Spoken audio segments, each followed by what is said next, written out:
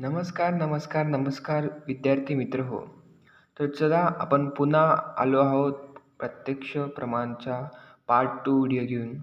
तर आज बघणार आहोत आपण प्रत्यक्ष बांधकाम. प्रत्यक्ष बांधकाम म्हणजेच प्रत्यक्ष ज्ञानास बाधक भाव. जसे की हा पेन तुम्हाला प्रत्यक्ष रूपात दिसतोय. प्रत्यक्ष तुमच्या डोळ्यांनी तुम्हाला हा पेन दिसतोय. तर जर मी हात ठेवला तर तुम्हाला अडथळा आला.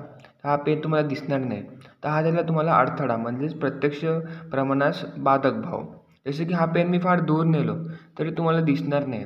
तर हा देखील झाला प्रत्यक्ष ज्ञानास बाधक भाव. आणि हे पेन अगदी जवळ नेलं तरी तुम्हाला हा दिसणार नाही. तर हे प्रत्यक्ष बांधकाममध्ये असे काही पॉईंट्स आहेत ते आपण बघणार आहोत. चला तर बघूया. तर सांख्य मतानुसार आणि चरक मतानुसार काय आहे नेमकं. तर हे नावं थोडे वेगळे आहेत पण अर्थ सेमच आहे. त्यामुळे हे पाठ दोघेचे दोघे करायचे. कारण की जर हे तुम्ही इथं पाठ केलं तर तुम्हाला चरक संहितेमधील देखील हा क्वेश्चन येतो. तर इतर जर तुम्ही लक्षात ठेवलं तर तिथं देखील तुम्हाला हे कामात येईल. चला तर बघूया. पहिला आहे अभिभवात, व्यवधानात, अतिदूरात, समीप्यात, इंद्रियाघात, मनोअवस्थानात, सौक्ष्म्यात आणि समानाविहारात.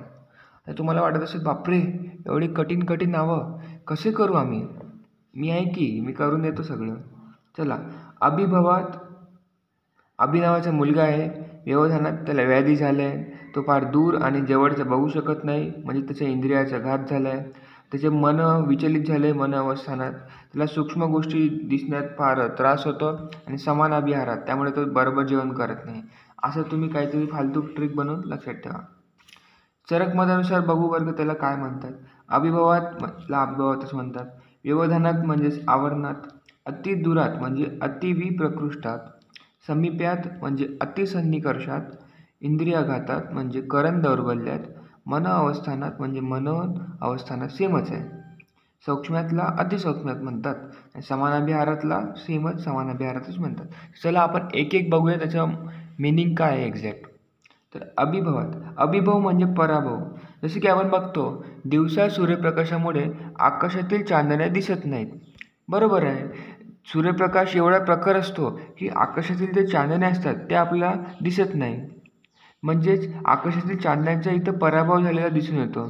तसेच मोठ्या आवाजात लहान आवाजाचा पराभव होतो. समजा एक माणूस काहीतरी बोलतोय आणि मागे फार जोराने DJ वाजतोय. तर DJच्या आवाजामुळे माणसाच्या आवाजाचा पराभव होतो. म्हणजेच अभिभवात इथं झालेला आहे. तर दुसरा बघूया आपण व्यवधानात. व्यवधान म्हणजेच आवरण. जसे की मी तुम्हाला सांगितलं हा पेन आहे. इथं मी आवरण लावलं तर तुम्हाला पेन दिसणार नाही. म्हणजेच भिंतीपलीकडील मनुष्य किंवा वस्तू दिसत नाहीत. बरोबर. तर अजून एक आहे की स्किन. जसे की त्वचा आहे.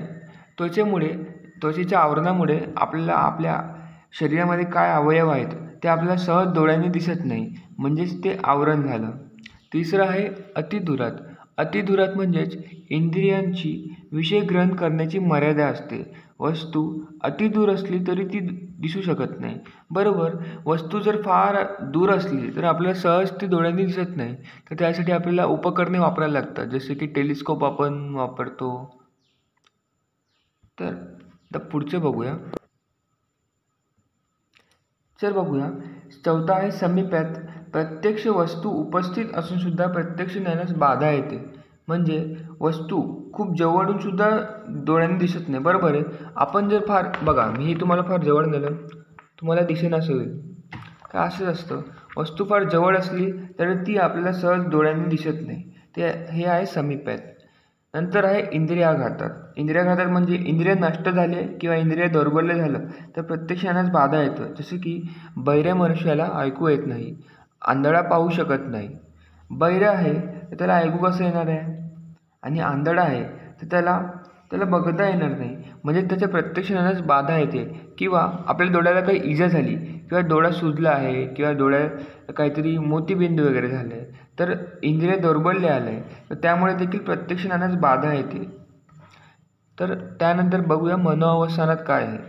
मनाची इंद्रियाविषयीची एकाग्रता नसेल तर अशा वेळेस ज्ञान होत नाही. म्हणजे समजा आपण कोणत्यातरी गोष्टीत रमून आहे आणि आपल्याला मागून आपला मित्र आवाज येतो आहे तर आपल्याला त्या मित्राच्या आवाजाकडे आपलं लक्ष जात नाही.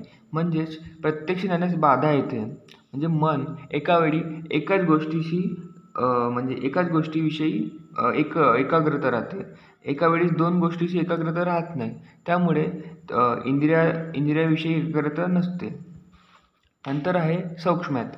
अतिसूक्ष्मतेमुळे हवेतील धुळीचे कण, डोक्यातील लिखा दिसत नाही. बरोबर, फार जास्त सूक्ष्म गोष्ट असली जसे की मायक्रो ऑर्गॅनिझम्स, ते आपल्या सहज डोळ्याने दिसत नाही. मग ते बघण्यासाठी आपल्याला मायक्रोस्कोपचा वापर करावा लागतो. आणि नंतर शेवटचं आहे समानाभिहारात. म्हणजेच समजा तांदूळ आहे, तांदूळाला जर तांदूळमध्ये टाकलं तर ते आपल्याला ओळखता येणार नाही की आपण जो आपल्या हातामधून आता जो तांदूळ टाकला आहे तो कोणता आहे. त्यामुळे गोष्टी वेगवेगळ्या ओळखण्यासाठी त्याच्यामध्ये व्हेरिएशन असणं फार गरजेचं आहे. म्हणजे समान वस्तूच्या राशीत मिसळल्याने वस्तू कळत नाही. बरोबर, तांदूळाला तांदूळात टाकलं तर आपल्याला ओळखता येणार नाही की नक्की आता टाकलेला तांदूळ कोणता. तर मित्र, अशा प्रकारे प्रत्यक्ष बांधकाम इथे संपलेलं आहे. आणि प्रत्यक्ष बांधकाम तुम्ही फार मन लावून वाचा, कारण की हे तुम्हाला वायवामध्ये देखील विचारतात. आणि ते वायवामध्ये कसं विचारतात ते आपण सांगूया तुम्हाला नंतर. पण याचा SAQ देखील येतो आणि याचे MCQ देखील येतात. त्यामुळे हा टॉपिक फार महत्त्वाचा आहे आणि अगदी सोपा आहे. नावामध्येच दिलं आहे की ते काय काय त्याचा अर्थ आहे. त्यामुळे तुम्ही ते पाठ करा. आता आपण बघूया प्रत्यक्ष प्रमाणाची उपयोगिता. आता प्रत्यक्ष प्रमाण नेमकं काय आहे आणि काय याचा वापर होतो तर ते बघूया. व्याधी विनिश्चयासाठी होतो.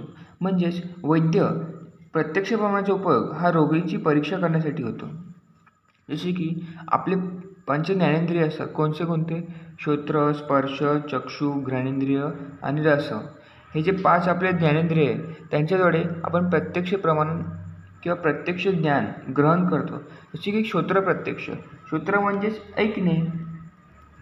तर आपण ऐकून कशा प्रकारे चिकित्सा करतो विचार करा बरं. जसे की आपण हार्ट साऊंड ऐकतो, हृदयध्वनी. आंत्रकुजन म्हणजे आपल्या पोटातील जेही आवाज आहे ते आपण पाल्पेट करून ऐकतो. किंवा गर्भहृदयध्वनी म्हणजेच लहान बाळाच्या पोटामध्ये काय काय आवाज येतात ते आपण ऐकतो. फुफ्फुस ध्वनी, आपल्या लंग्समध्ये कसे आवाज येत आहेत या सगळ्यांचे ज्ञान आपल्या श्रोत्रेंद्रियाद्वारे करते. म्हणजे ऐकून आपल्याला कशी रोगीची परीक्षा करता येईल ते प्रत्यक्ष ज्ञानाचा हे झालं उपयोग. आता दुसरा प्रत्यक्ष ज्ञानाचा उपयोग कसा होतो? स्पर्श प्रत्यक्ष. स्पर्श म्हणजे आपण टच करून बघतो. जसे की प्राकृत वैकृत स्पर्शाचे ज्ञान होते. तापमान बघतो, कमी झालं आहे, जास्त झालं आहे. त्वचेची कठीणता बघतो, मृदुता बघतो. जसे की कधी कधी आपल्या त्वचेमध्ये फार कठीण गोष्टी झाल्या असतात किंवा फार सॉफ्ट होऊन जातं कोणते अवयव किंवा कोणते भाग, तर त्याद्वारे वैद्य चिकित्सा करतो. कुठे रुक्षता झाली असते त्यामुळे प्राकृत विकृत गोष्टी करतात. अवयववृद्धी म्हणजे काय? यकृत, प्लीहा, ग्रंथी, अर्बुद असे अनेक अवयव जे असतात. यकृत म्हणजेच काय? लिव्हर. जसे की लिव्हरला सूज आली आहे, डॉक्टर हे हात लावून बघतात म्हणजे स्पर्श करून बघतात. प्लीहा, ग्लँड म्हणजेच लिव्हर देखील ग्लँड आहे. तर कोणत्या ग्लँडला काही सूजन आली आहे, कोणता ग्लँड फार छोटा झाला आहे, मोठा झाला आहे, हे सगळे प्रत्यक्ष स्पर्श करून आपल्याला कळतं. कुठे ट्यूमर आला आहे का हे देखील स्पर्श करून आपल्याला कळतं. तर चक्षु प्रत्यक्ष बघूया.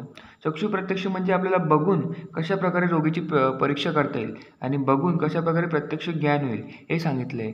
शरीराचे वर्ण म्हणजे शरीराचा जो कलर आहे, जसे की जॉन्डिसमध्ये शरीराचा कलर पिवळा होतो, तर ते आपल्याला बघून कळतं. म्हणजे चक्षु प्रत्यक्षाचा वापर करून आपल्याला कळते की शरीराचा वर्ण हा पिवळा झालेला आहे. तर कोणता त्वचारोग झाला आहे का, कावीळ झालं आहे की कोणते काळे चट्टे पडले, पांढरे चट्टे पडले, तर हे सगळे आपल्याला बघून कळतं. एक्सरे सोनोग्राफी हे देखील आपल्याला प्रत्यक्ष डोळ्यांनी बघूनच कळतं. कृशता आली आहे का कोणत्या व्यक्तीमध्ये? कृशता म्हणजेच बारीक झाला आहे का? स्थूलता म्हणजेच कोणता व्यक्ती जास्त मोठू किंवा जास्त हेल्दी झाला आहे का? अवयव प्रकृत विकृत स्थिती, तर कोणता अवयव जास्त सुजला हे देखील आपल्या डोळ्यांनी कळून येते. जसे की कोणत्या पायात सूजन आली का, कोणता जो आपला बोन असतो तो सरकला आहे का जागेवरून, हे देखील आपल्याला चक्षुने कळते. शरीरातील रक्ताचं प्रमाण कमी झालं आहे, जास्त झालं आहे किंवा रक्त गळत झाले किंवा रक्त अति पातळ झाले तर हे देखील रक्त प्रत्यक्ष बघून कळतं. मूत्रपुरुषमध्ये काय कलर झाला आहे, मूत्रपुरुषचा कोणता हे आहे ते आपल्याला देखील बघून कळतं. नंतर रसना प्रत्यक्ष म्हणजेच आता बघा, वैद्य काही टेस्ट करून बघत नसतो की काय त्याचं कमी जास्त झालं आहे. तर रसना प्रत्यक्षाचा वापर प्रत्यक्ष रूपात वैद्य करत नाही. वैद्य रसना प्रत्यक्ष हे अनुमानाद्वारेच करत असतो. नंतर शेवटचा एक घ्राण प्रत्यक्ष घाण म्हणजे की स्मेल घेणे.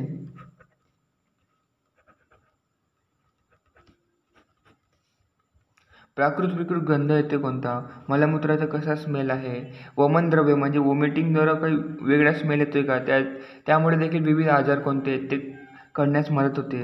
व्रणातील स्राव, व्रण म्हणजे जखम आणि जखममधून स्राव म्हणजे जखममधून जे रक्त येते त्याचा काही दुर्गंध येतोय का. मित्र हो, अशा प्रकारे प्रत्यक्ष ज्ञानाची उपयोगिता आपण इथं बघितली आहे. तर चला पुढचे भाग बघूया.